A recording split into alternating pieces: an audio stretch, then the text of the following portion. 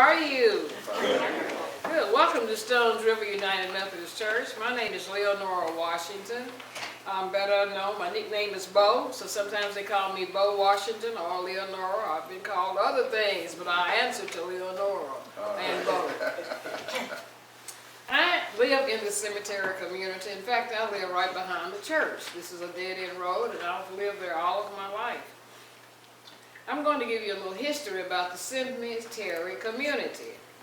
The origin of cemetery community began in the late 1800s and early 1900s.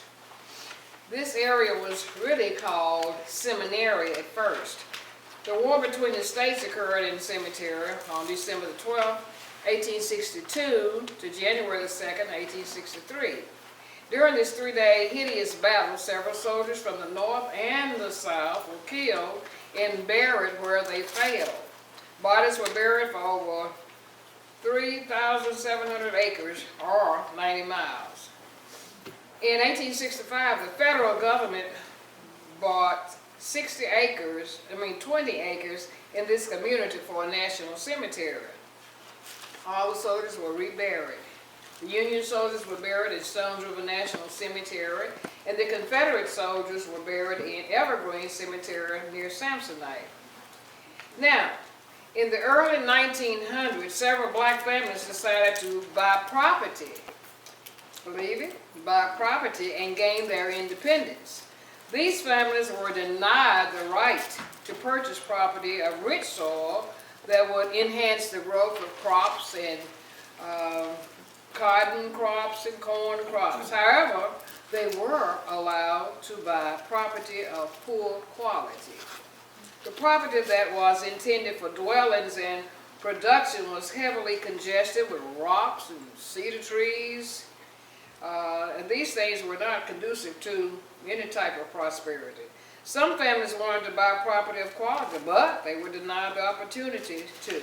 My family, fortunately, bought their property, and we live here, and I still live on the property. In fact, I am the only living descendant still living on freed slaves' property. And I'll take autographs after I'm finished. Approximately 20 to 25 families bought property in the Van Cleve Lane area. You pass by that down the highway. That settlement down there was called the Cedars. Down in this area was called the Bottoms. There was a third area, and it's called the Glades, and that will be on the New Nashville Highway, which is called Northwest Broad, across from, I think that's a motorcycle shop, right there in that area. That was called the Glades. All of the members that lived in the cemetery community were very closely knitted, and they were united in spirit, and they strived to accomplish a better way of life. Now, this type of determination enabled them to build two churches. Ebenezer was one church, and Mount Olive was the second church, and they were built close to Van Cleve Lane. Later, Ebenezer was moved to the Cedars. Now, that came about kind of mysteriously. There were some things that the African Americans just did not want to do, and that was lose their families. They didn't have a really home, and churches and schools. Several families were victims of the flooding. Now, the flooding would take place down in this area, where as they call it, the Bottoms. Water would rise so much out here that I would get blocked in. My parents and I would be blocked in. We couldn't come any further down to get on this highway. We'd have to stop at the corner of the church because all this was flooded. There were about 7 steps to come in the church, but the flood covered all those steps. It was just that high. But it doesn't do that now. That was back in the day. Stones River Methodist Church was donated to the community as a love offering by a lady named Sally Flemings. Now, this had happened before slavery was abolished, and they would meet at this particular place where there was no wooden floors, no concrete floors, just the dirt, and they used the brushes would be for the roof. This community celebrated Memorial Day every year in a special way. Now the families would set up tables from Van Cleve Lane area down there what we call the Cedars all the way down the highway to the bottoms, and they would sell sandwiches and drinks. This was a very enjoyable occasion, and that was one of the highlights of the cemetery community. Another highlight would be to ride the train from this area all the way to Murfreesboro and back. Can you imagine? That's really a highlight to be able to ride the train. In 1927, the federal government passed an act stating the necessity of a national park in the cemetery. The community. The federal government bought the property on Van Cleve Lane between Old Nashville Highway and Manson Pike. Some property on the highway was sold. However, the Harlan residence was not affected. All of the families in the Cedars, which is down there, were forced to sell their property for very little money. Now, there was a family called the Mentor family. They were the last family to leave that area. The Mentor had the most property of the other black families. In fact, the churches were also affected by this, and they were given only a little time, short time, to leave. And if they didn't leave, they would be burned. That's what they were told. The church would be burned. That's what the Klan told them. The members of the community, with the assistance of Sam Bud Manson, who lived on Asbury Road, and he had equipment to move the church. The members got together and moved the church from down there in the Cedars all the way down the Old Nashville Highway, and it's still there. In fact, it still has an active congregation, Ebenezer. Mount Olive, the other church that was in that area and down on Van Cleve, it doesn't exist anymore. However, it was moved as well. Stones River was always evidently kind of not in the Cedars. We didn't have to move, but the church was organized, and Miss Eliza Burris gave some property, donated an acre of property for the purpose of building African American churches. And so Stones River, you might see it one year, it looks a certain way. You see it 2 or 3 years later, it looks a little bit different because there were additions, and as times changed, so did the people and the values changed. So some of the original families resided in the Cedars that had to sell their property, and they relocated, were, I guess, about 15 different families. These families moved to the city of Murfreesboro, various cities in Tennessee, and some moved out of state. Some of the original families, which were located like on Van Cleve Lane, across the highway there, across the new highway, on Asbury Road, and also on Old Nashville Highway. Now, my name, Washington, is not my original name, but it is my original name. It's the only name I've ever known because of my ancestors being slaves and owned by Howard Washington. So therefore, that makes me a Washington and him a Washington. I guess he's my uncle or my cousin or my something. But anyway, I consider it a very distinct privilege to be an African American in so many ways. But the first road, this was a dirt road. It was paved in 1928. And old families that reorganized and reconstructed their lives as new families moved in this community. The school that all communities, most of the communities had churches and schools, like I told you, and family. The school is also right around the corner here on this road, and the school is on my property. I own the school. My parents purchased that school, and it is now mine. There's no, of course, there's no class or anything in there. This school was started in 1874 to 1962. Now, the Civil War reshaped the lives of all African Americans. Former slaves rejoiced in their freedom, creating new communities, and this was the one that the former slaves created, cemetery community. Freed people in Rutherford County developed several new communities, including one called Cemetery, which is right here.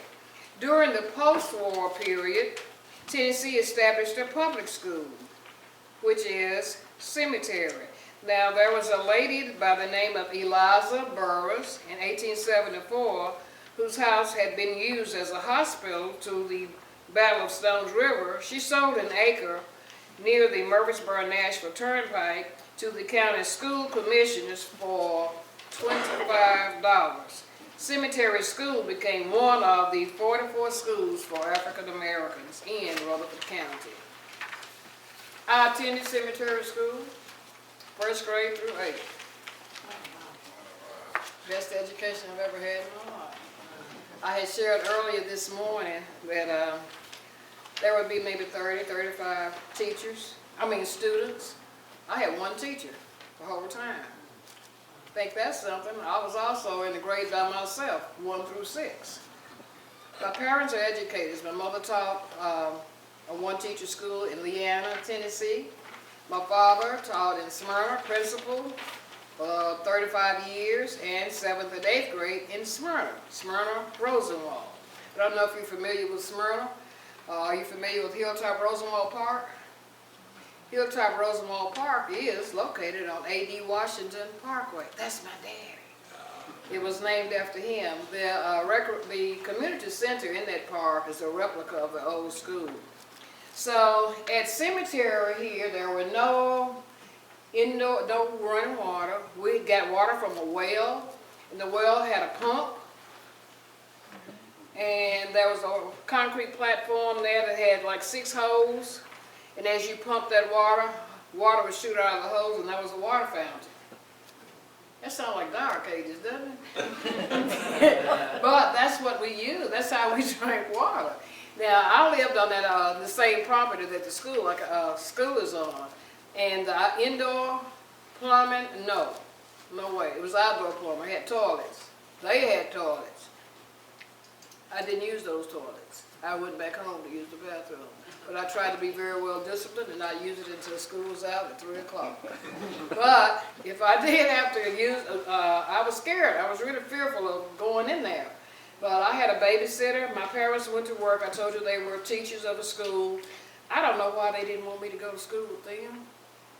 Nobody wanted me to go to school with them for some reason. You figure that out, you let me know. So I went to another school. Another teacher. In fact, my first grade teacher, after some years had passed, and I attended college at Fisk, and I transferred back to MTSU to get a BS degree and also a graduate degree in administration and supervision. But it was so ironic and quite a blessing. My first grade teacher and I got a master's degree at the same time. How neat is that? She's deceased now, but she and I often talked about that. The original cemetery school was, well, that's on my property too, but it fell down. That was some years ago. It became dilapidated and not well, and it fell down. Another one was built. Something happened to that too.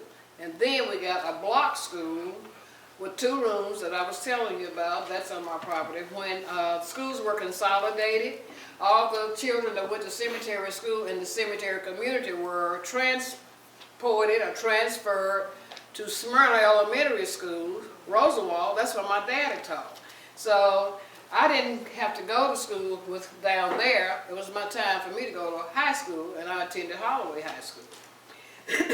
The type of activities that I remember doing in the cemetery, I could hit a ball. Softball, I wasn't big as a minute, but I could hit a ball. We played jacks, hopscotch, those kinds of things. I mean, this is too old for you. You all don't know anything about that. But that's what we did, and that was a lot of fun. One of my fondest memories, really, is being at cemetery school. Another thing that stands out in my mind that I didn't share earlier, I'm just not thinking about it. Excuse me. One-on-one attention was vital. One teacher, one student in the grade, that was key. I had all the attention. Plus I had my parents with a background in education that taught me as well. So I started working with, when I was in first grade, I started working with the second graders. I would work with the third, the fourth. That was also a plus. That just gave me extra exposure, you know. So now I teach first grade. and love every minute of it. There was a program called Hooked on Phonics. I'm hooked on kids. I can't quit. I'm scared if I quit, I'll die. That's all I know to do. But anyway, that was the experience at cemetery school. At one time they did have 2 teachers, but by the time I got there, there was only 1 teacher. Now, the graveyard is also connected here because after slavery and before slavery was abolished, the members of the community got together and organized Evergreen Graveyard Society. That's like a club. There was a president, there were officers, president, and secretary and treasurer. What people in the community would do was pay for a burial plot. I noticed I have the paperwork on that, and the plot might cost $5, $10, that kind of thing. So they would go down by yesteryear and go over that railroad track, go into the graveyard. You turn left when you get to the Northwest Broad. But before it was Northwest Broad, they just cut through that field. And that same man that moved the church from Van Cleve Lane all the way down the Old Nashville Highway, he would be one of the main members to transport caskets. And the graves were they dug them with their hand back then. And that graveyard still exists. And there are some people that were buried there in the 1800s. So, like I said, that was, they had officers. My mother was the president of that organization before she passed. Guess who's president now? Me. So I'm connected with the Evergreen Graveyard. I own Cemetery School, and I'm a member here and the historian here at Stones River United Methodist Church. Quite a blessing. One of the highlights of Evergreen Graveyard would be the memorial service. The memorial service would be in May, and people would come from everywhere, and they would have a worship experience at the graveyard, in the graveyard, and then they would fellowship, go across the street, go across the road or the field, and that was called the Glades. So cemetery community consisted of the Cedars, the Bottom, and the Glades. At the Glades, they would sell food, have food, share food, everybody bring it, they have covered dish from home, have a ball, and they would play baseball. In fact, the Murfreesboro team was recognized in the paper back there at that time, and one of the members who's really supposed to have been here today that played baseball, he still lives. His home is still over there on Asbury Road. However, he lives in Chattanooga, and he comes back here maybe once a week, every other week, and he has a home over here on Asbury Road. And he was supposed to have been here, but unfortunately his son's mother passed, and the funeral is today. So he couldn't be here, and I'm trying to plug in for him what he was supposed to share with you about Evergreen. We still have Evergreen Memorial Service here at Stones River. They stopped for a while. In fact, all the weeds and everything were growing up over there at the graveyard, and they had to get not a bulldozer, but one of those other type of backhoe to clean it. And in cleaning it, a lot of the stones were destroyed. So you don't know who's buried where, if you can even see a name. So and some of the family members that would come back and say, well, I know Aunt Mary was right here, but there's no proof because the stone had been destroyed. But we worked in conjunction with MTSU and Dr. Connor and Dan Allen, who's a stone cleaner expert. He had a workshop here, so some of our members joined him, and he took us over there and showed us how to clean the stone. And also to identify areas where people were buried, but there was no stone. And we were donated several white stones, and Dan had an instrument in his hand. He could tell. I just remember seeing him doing this, walking around the graveyard doing that. So what in the world is he doing? And he was identifying the spot where the graves were. When he identified a spot, then we would put a stone there. Don't know who it belongs to, but we do know there's a body there. And so that was quite an experience and a blessing for our members as well. Any questions so far? Because I'm running out of steam. I'm from out of state. You said you had to go to school in Smyrna, is that correct? No, I work at Smyrna. Yeah, okay, how far is that from here?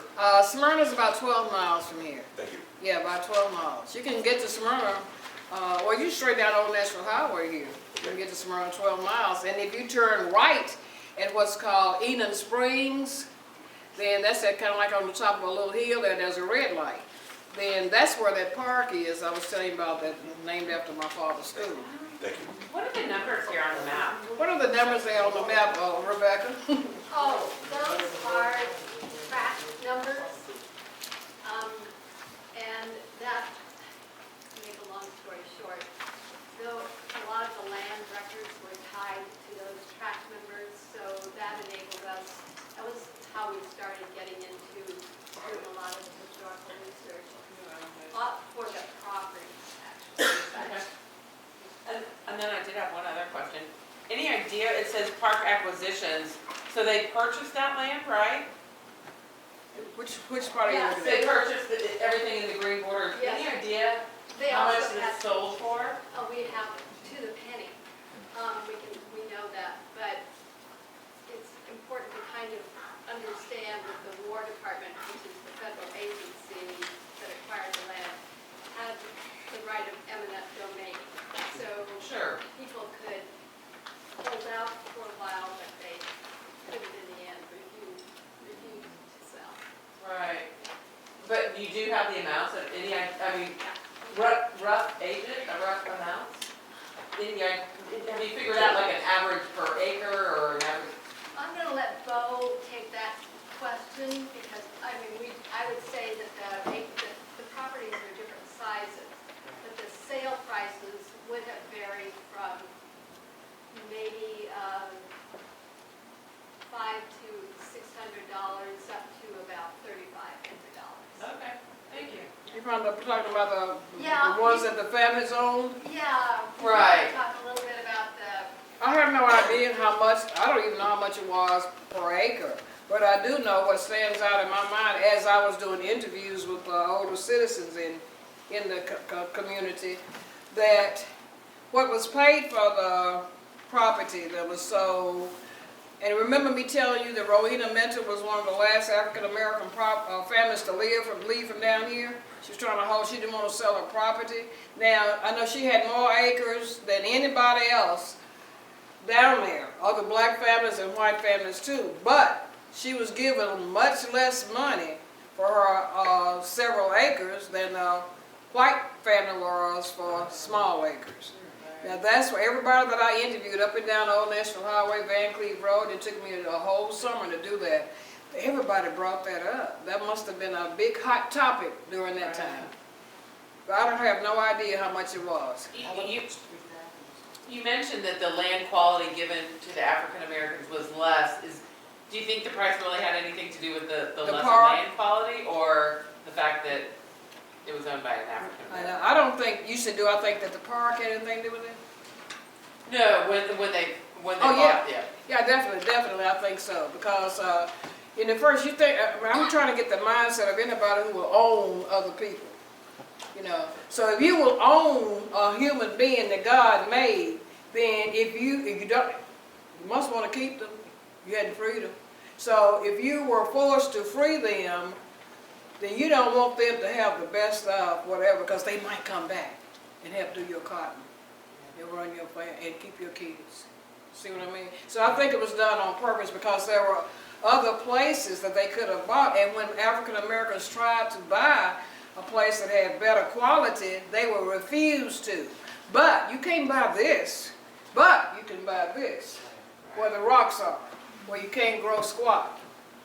So they bought it, and they grew squat, and it created a community, and I live on it. How much land do you own? I think we have about 9 to 11 acres, only 9 to 11 acres. I live there. The original Washington home is there. There was a house that my parents rented. It was there. It's no longer there. So it's just a field right there, and the school. That's the property. 9 cats, 1 dog. Need another dog. Need another dog. Yeah, I usually have 5. I used to raise a set of German Shepherds, and they kept dying out. I don't have time to deal with the kid, I looked at other girls there with a kid. With the puppies, it's like having a kid. And I don't have children of my own. I haven't birthed any, but I have a lot of students. I have a lot of kids. Yeah, I have yes. What was the original location of the Ebenezer Church? Where was it? Yes, ma'am. Down on Van Cleve Lane where we stopped, one of our sites, wasn't it? Yeah. Where the, Tiffany, you gave a talk right there at that spot.